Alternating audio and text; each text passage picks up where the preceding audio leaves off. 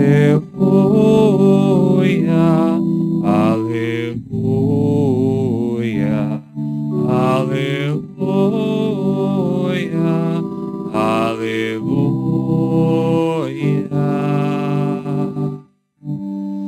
Felizes os que são perseguidos por causa da justiça do Senhor,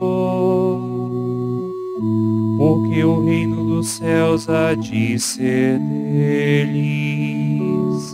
Aleluia, aleluia, aleluia,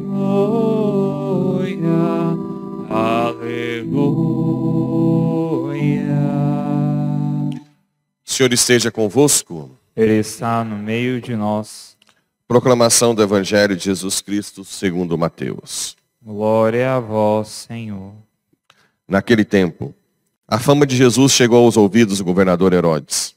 Ele disse a seus servidores: é João Batista que ressuscitou dos mortos, e por isso os poderes miraculosos atuam nele. De fato, Herodes tinha mandado prender João, amarrá-lo e colocá-lo na prisão, por causa de Herodíades, a mulher de seu irmão Filipe. Pois João tinha dito a Herodes, não tinha permitido tê-la como esposa. Herodes queria matar João, mas tinha medo do povo, que o considerava como profeta. Por ocasião do aniversário de Herodes, a filha de Herodíades dançou diante de todos, e agradou tanto a Herodes, que ele prometeu com juramento dar a ela tudo o que pedisse. Instigada pela mãe, ela disse: dá-me aqui num prato a cabeça de João Batista. O rei ficou triste, mas por causa do juramento diante dos convidados, ordenou que atendessem o pedido dela e mandou cortar a cabeça de João no cárcere. Depois a cabeça foi trazida num prato, entregue à moça, e esta a levou para sua mãe. Os discípulos de João foram buscar o corpo e enterraram. Depois foram contar tudo a Jesus.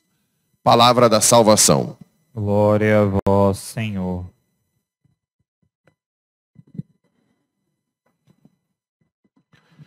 Caríssimos irmãos e irmãs, aqui na leitura do profeta Jeremias é o momento em que se juntam para matá-lo, né? Chefes da lei, da época. E Jeremias diz uma coisa muito intrigante. Ele diz: o Senhor que incumbiu-me a profetizar. Eu mesmo não queria. Para esta casa, através das palavras que ouvistes. Depois, mesmo o povo querendo matá-lo, ele ainda puxa a orelha. Agora, tratai de emendar a vossa vida e as obras. Ouvi a voz do Senhor vosso Deus, que ele voltará atrás da decisão que tomou contra vós. E depois ele diz: estou nas vossas mãos. Fazei de mim o que vos parece conveniente e justo. Mas ficai sabendo que se me derdes a morte, tereis derramado sangue inocente contra vós mesmos e contra a cidade e seus habitantes. Pois em verdade o Senhor enviou-me a vós para falar tudo isso a vossos ouvidos. Essa é a parte de Jeremias. Na outra, no Evangelho, o grande São João Batista, porque disse a verdade que não podia casar com a cunhada, só por causa disso, né? Foi preso.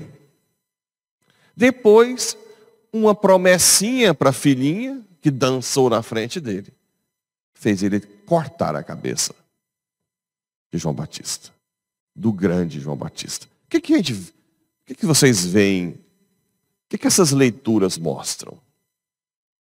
O como a pessoa afastada de Deus perde a consciência das consequências dos seus atos, do que é eterno, né? De quem é Deus, agem inconsequentemente o tempo inteiro.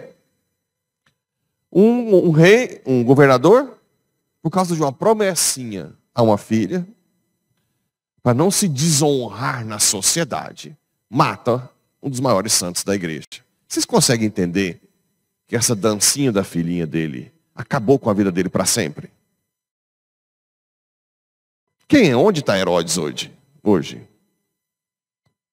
São João Batista foi dito por Jesus como um dos maiores nascido de mulher. Ou maior, né? Olha o que a falta de consciência das coisas do alto fazem acontecer. O outro lado é a nossa fragilidade humana. Nossa vida é muito efêmera, passageira. Nós estamos sempre colocados em risco, principalmente quando nós dizemos a verdade, né? Muita gente cria um ódio. Imagina esse ódio da esposa de Filipe, cunhada de Herodes. Como é que ela não carregava isso, né? E ao mesmo tempo nós temos que ter consciência que se nós estamos a trabalho, a serviço da verdade, nós já temos que ter mais ou menos uma conexão direta com o céu. Porque nesse mundo, a segurança nossa é muito pequena. Podem tirar a vida. Agora fica o puxão de orelha de Jeremias. Cada injustiça, cada sangue derramado cairá sobre aqueles que são responsáveis. Para sempre. O sangue grita. Lembra de Caim e Abel? O sangue do teu irmão grita por mim. Agora vocês já imaginaram o sangue dos bebês abortados? Você consegue imaginar do grito que deve gerar no céu? E pessoas que estão nem aí, apoiando gente até que diz claramente, e diz que é de igreja, né? Diz claramente que vai liberar o assassinato de crianças. Vocês podem imaginar como é que vai ser sujo de sangue a mão de muita gente? O sangue do inocente se voltará contra você. Nós temos que tomar muito cuidado com isso. Nós temos que ter cada vez mais o temor de Deus. Buscar do alto o temor de Deus. E não viver simplesmente cego nesse mundo. Cego por orgulho, cego por ideologias. E não se afastar daquilo que Deus tem para nós como básico.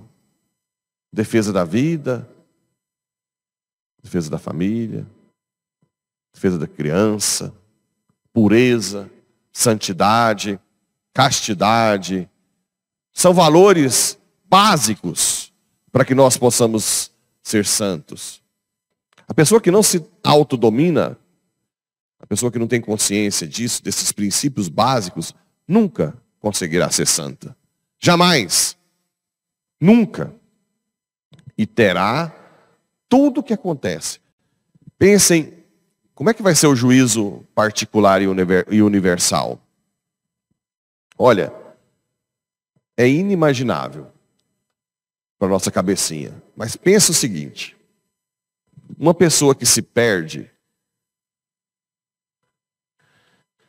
todos os envolvidos, desde os pais que não educaram na fé, padres que passaram por lá e não falaram nada, parentes, amigos que foram induzindo a pessoa ao erro, todos serão julgados. É muito grave. Tudo que a gente faz tem consequências gravíssimas, eternas. Porque o julgamento de Deus é o julgamento mais justo que existe. Porque o único que perscruta os corações é Deus. Então ele vai, na hora do juízo universal, ele vai colocar clara a parcela de culpa de cada um, para cada um que se perdeu e para aqueles que se perderam também. Aqueles conselhos, né? Ah, você separou, nem sabe o que está acontecendo. Não sabe se realmente o primeiro casamento foi Arruma outra. Você está nova. Olha que conselho que você está dando. E depois você vai ter as consequências de um casamento que não voltou mais. Tudo. Um pequeno conselho.